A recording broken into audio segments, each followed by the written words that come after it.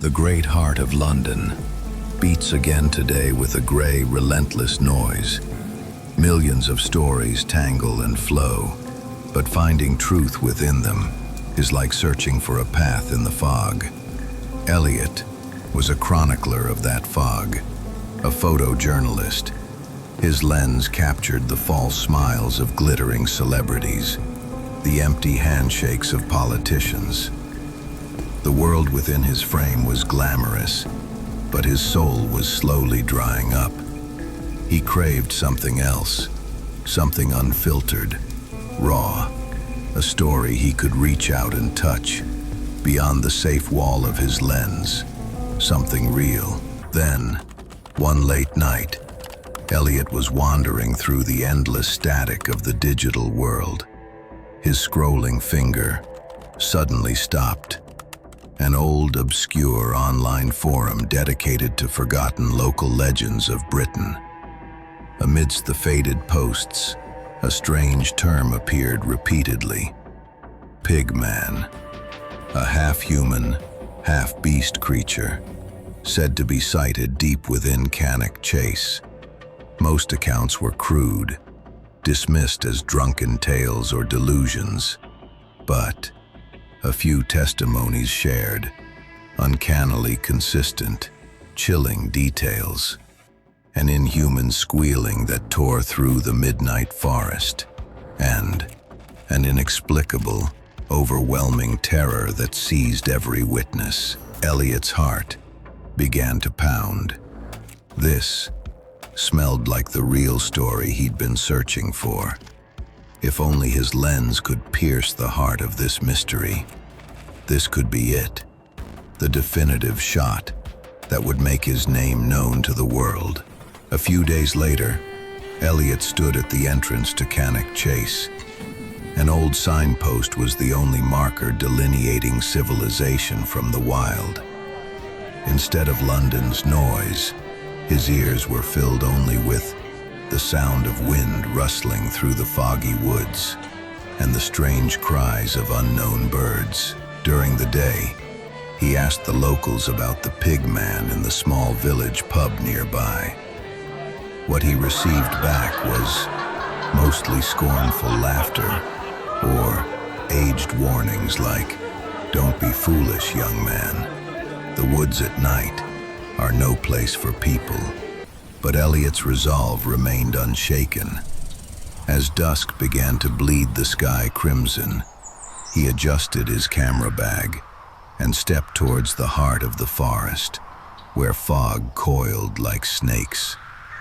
His familiar world vanished behind him.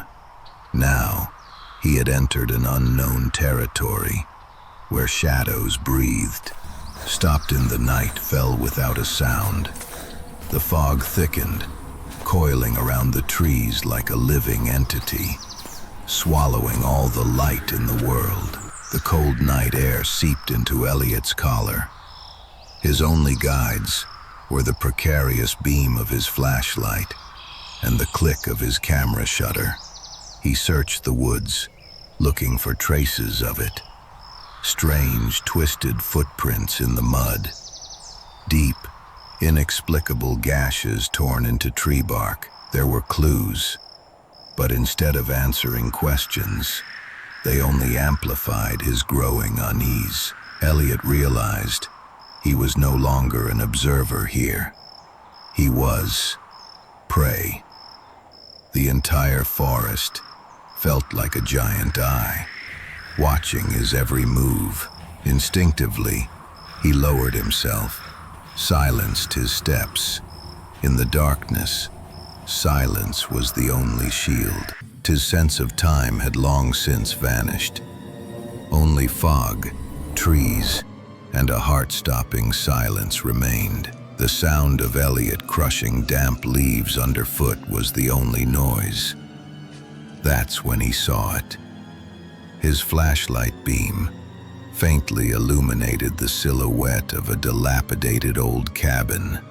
Deep within the woods, it looked long abandoned. From within, a strange scent drifted out, earth and decaying wood. and something else, sickeningly strong, the scent of an animal, and mixed with that smell, very faintly, he heard something, like a low grunt. Elliot was stood on end. He held his breath, slowly raising his camera through the lens, inside the cabin's broken window. Within the deep darkness, something, a large shape, was moving. His heart felt like it was beating right next to his ear. Elliot held his breath. His finger almost slipped on the shutter. Now, sudden and bright, click, the flash erupted, banishing the darkness within the cabin for a fleeting instant. And in that light, Elliot saw what his lens captured was no mere beast. It was twisted, horrifically distorted, a nightmarish fusion of man and pig, coarse hair and pale skin, a pig's snout contorted in rage and agony, and set within it, burning with mindless red hatred, two devastatingly human eyes. Elliot got the definitive shot he wanted, but in that instant, he realized that photo had cost him his soul. The flash had enraged it. Elliot, gunting from moments before, transformed into a deafening squeal of fury that shook the entire forest. It was bursting out of the cabin. He ran. There was no time to think. Elliot didn't even realize he'd dropped his camera. He just threw himself instinctively into the darkness of the woods. Branches clawed at his face. The mud beneath tried to pull him down, but he couldn't stop. Behind him, that horrific squeal, no, the cry, was getting closer. That was the sound of a beast, but twisted within it was something unnervingly human. Rage, maybe even sorrow. The fog was not his ally. Everywhere looked the same. His sense of direction completely paralyzed. Where was he even going? Or rather, could he even escape it? How long had he run? His lungs burned. His legs refused to move anymore. Elliot tripped on a root, falling hard. Face pressed into the damp earth. He heard it. His lead's footsteps, slow, heavy footsteps approaching. It wasn't chasing anymore. It had arrived. As Elliot struggled to lift his head, there it stood before him, a massive figure silhouetted against the fog. His flashlight was dead now, but revealed in the faint moonlight, its form was a horrific brand that would be seared into his mind forever.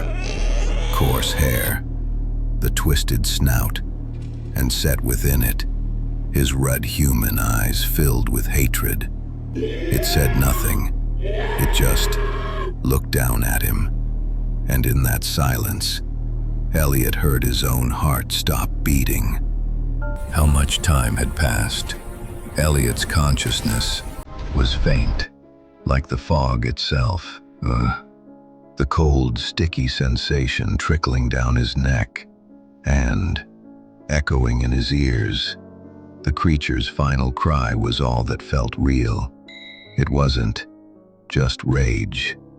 It sounded like deep sorrow, or a terrible, agonized scream. With his last strength, he opened his eyes. The massive figure had already vanished back into the fog. His camera was also gone. The definitive proof that he had valued like his own life had disappeared into the darkness of the woods. All that remained was the wound on his neck and the soul-freezing fog. The next morning, when the faint sunlight pierced through the fog, Elliot was found at the edge of the woods, hypothermic and dehydrated, and with deep gashes on his neck, like claw marks from some beast. He was taken to the hospital, finally leaving the foggy nightmare forest behind, returning to the familiar world that now felt utterly alien. The camera was never found. The definitive shot he had taken was sealed away once more within the forest's secrets. Elliot survived, but he was no longer the man he once was. He had succeeded in taking the definitive shot, but he had no way to prove it. His story, like all the others, would simply be dismissed as ramblings from the fog, the delusions of a drunkard. But that wasn't the greatest change. More terrifying were his eyes. He saw the world differently now. The faces of people on the crowded London streets, laughing, talking. Ordinary faces would sometimes twist, morph, overlapping with the grotesque shapes he'd seen that night in the woods.